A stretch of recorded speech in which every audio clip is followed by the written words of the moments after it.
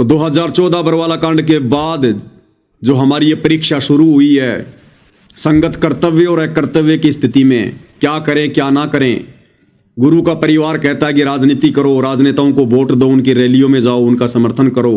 गुरु जी कह रहे हैं हमारा राजनेताओं से कोई लेना देना नहीं है, हमारी संस्था गैर राजनीतिक है, हमने भक्ति करनी है, क्या करें क्या ना करें। गुरु का परिवार कह रहा है धनाना गांव में स्टेडियम बनाओ बैडमिंटन का। गुरु सत्संग में कह रहा है बच्चों हमने गेम नहीं खेलना, ना हमने सहयोग करना, इससे हमारी श्वासें बर्बाद होती है, हमारा समय बर्बाद होता है, हमने तो मोक्ष प्राप्त करना है। गुरु का परिवार कह रहा है जाटों के आरक्षण में जाओ, उनका समर्थन करो और चंदे के रूप में उनको पैसा दो। दूसरी तरफ गुरु सत्संग में कह रहा है कि दुनिया से ती दोस्ती, पड़े भजन में भंग, एकाएकी राम से या साधु के संग। बिना नाम उपदेशी के पास बैठने से भी हमारा भजन भंग होगा। क्या करें क्या ना करें, गुरु की माने या गुरु के परिवार की माने। गुरु का परिवार कह रहा है राजस्थान के गैंगस्टर जो पुलिस एनकाउंटर में मारा जा चुका है आनंदपाल सिंह, राजपूत करणी सेना उसको शहीद का दर्जा दिलाने के लिए धरना प्रदर्शन कर रही है राजस्थान के अजमेर में, हरियाणा के भिवानी में। और संगत वालों को कह रहे हैं कि जाओ उनका समर्थन करो, गुंडों का समर्थन करो। और दूसरी तरफ सतगुरु कह रहा है कि संतों का और गुंडों का क्या मेल, क्या करें, गुरु की माने या गुरु के परिवार की माने। गुरु कह रहा है कि बच्चों अगर तुम्हारे घर पर कोई आ जाता है भिखारी या कोई भी, उसको खाना खिला दो, उसको सूखा राशन मत देना, उसको भोजन खिला दो। दूसरी तरफ गुरु का परिवार कह रहा है अन्नपूर्णा मुहिम चलाओ, जबरदस्ती जा जा के लोगों के मकान बनाओ, जबरदस्ती लोगों के घरों में सूखा राशन डालो। क्या करें क्या ना करें, कर्तव्य और अकर्तव्य की स्थिति, गुरु की माने या गुरु के परिवार की माने। गुरु का परिवार कह रहा है कि अयोध्या में जाओ, जो लोग श्री रामचंद्र जी के दर्शन करने के लिए उस मंदिर को देखने के लिए आ रहे हैं, आन उपासना करने के लिए आ रहे हैं, वहां जाकर भंडारा लगाओ, उन लोगों को कोई दिक्कत नहीं होनी चाहिए, आन उपासना करने में कोई परेशानी नहीं आनी चाहिए।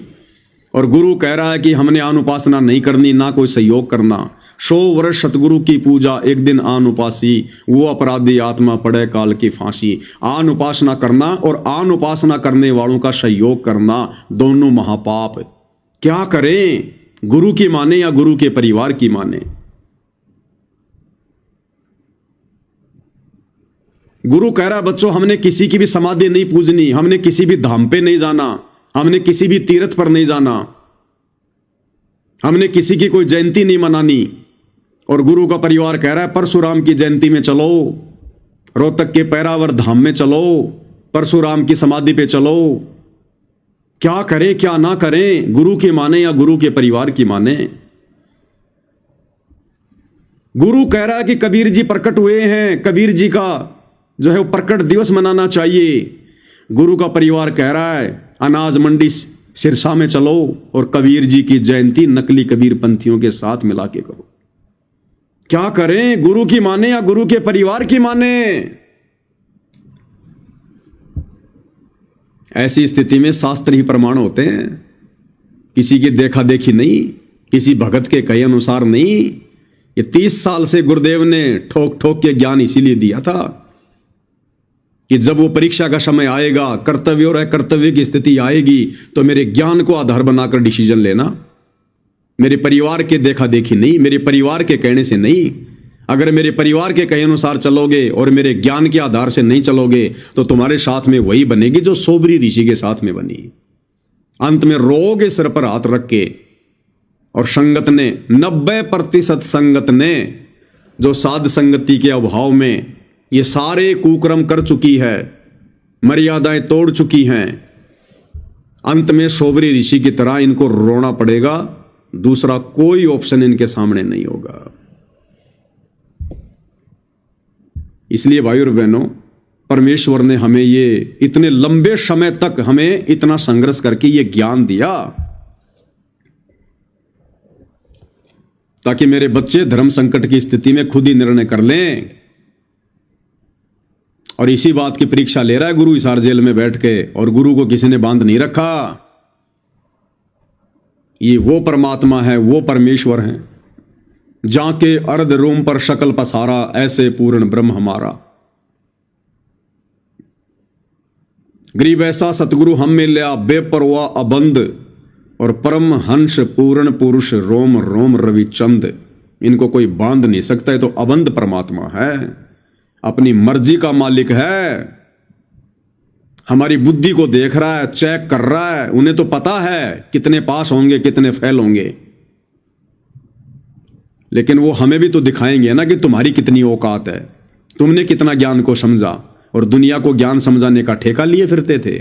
तुम्हारी खोपड़ी में ज्ञान की छींट भी नहीं, नालायको। इसीलिए दुनिया नहीं जाग रही। घर घर में ज्ञान गंगा पुस्तक पहुंच गई, उसके बावजूद भी दुनिया नहीं जाग रही, क्योंकि ज्ञान गंगा पुस्तक बांटने वाला खुद अंधेरे में बैठा है, देखा देखी में चल रहा, भेड़ चाल में चल रहा है।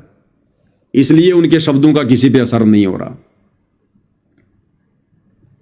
एक बार महात्मा गांधी जी के पास में उनका नाम सुनकर कि बहुत बड़े महात्मा हैं, लोग उनकी इज्जत करते हैं, अपने 7-8 वर्ष के एक बेटे को लेकर गई और कहा कि महात्मा जी, मेरा बेटा मीठा बहुत खाता है, ये गुड़ खाता है, बहुत ज्यादा गुड़ खाता है, इसको कोई बीमारी घेर लेगी। ये मेरी बात नहीं मानता महाराज जी, आप महात्मा हैं, बड़े बड़े लोग आपकी बात मानते हैं, आप मेरे बेटे को समझाइए। तो महात्मा गांधी ने सोच विचार के कहा कि बहन, तू अपने बेटे को लेकर अगले सप्ताह आना। उसने सोचा भाई इनको समय नहीं होगा, चली गई। अगले सप्ताह फिर आई तो महात्मा गांधी ने उस बच्चे से कहा कि बेटा, मीठा नहीं खाना चाहिए, मीठा खाने से ऐसी ऐसी बीमारी हो सकती है, रोग हो सकता है, लीवर खराब हो सकता है, ज्यादा मीठा खाना भी स्वास्थ्य के लिए हानिकारक है, मीठा नहीं खाना चाहिए। बोला ठीक है जी महात्मा जी, नहीं खाऊंगा। तो महात्मा गांधी जी बोले, जा बहन ले जा अपने बेटे को। तो वो लेडीज बोली, महात्मा जी एक बात बताओ, अगर आपने यही 4 शब्द बोलने थे तो ये शब्द तो आप सप्ताह भर पहले भी बोल सकते थे, इसी बात के लिए मैं इतनी दूर से फिर आई हूं। तो महात्मा गांधी ने कहा कि बहन, मैं सप्ताह भर पहले इसको ये शब्द नहीं बोल सकता था, क्योंकि उस समय तक तो मैं खुद ही गुड़ खाया करता था, मैं खुद ही मीठा खाया करता था, और मैं गुड़ खा रहा हूं और इस बच्चे को गुड़ खाने के लिए मना करूंगा तो मेरे शब्दों का इस पे असर नहीं होगा। अब सप्ताह भर में मैंने गुड़ खाना छोड़ दिया, तब मैं तेरे बच्चे को कह सकता हूं। तो इसी प्रकार भाई और बहनों, ये ज्ञान गंगा पुस्तक, जीने की राह पुस्तक घर घर में पहुंच गई, घर घर में। उसके बावजूद भी लोग उसको खोल के नहीं देख रहे हैं तो उनकी समझ में नहीं आ रही। क्यों? क्योंकि ज्ञान गंगा पुस्तक की सेवा करने वाले अंधेरे में बैठे हैं। वो खुद अपने गुरु को परमात्मा नहीं मानते, मानुष मानते हैं। वो खुद अपने गुरु जी के वचनों पर नहीं चल रहे, वो खुद ज्ञान को आधार बनाकर कोई निर्णय नहीं करते, देखा देखी भेड़ चाल में चलते हैं।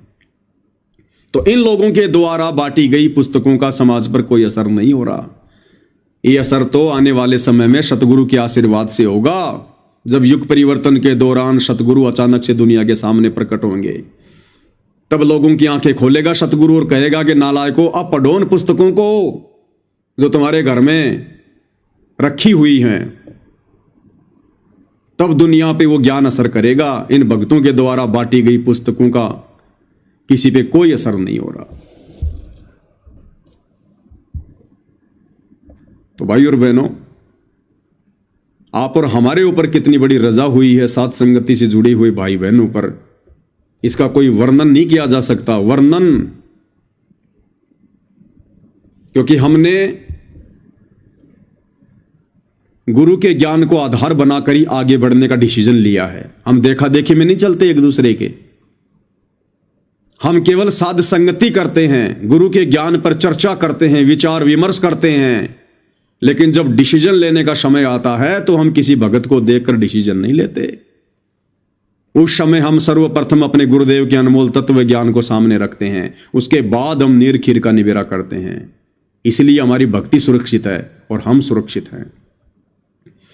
तो 650 साल पहले तो उस परमेश्वर को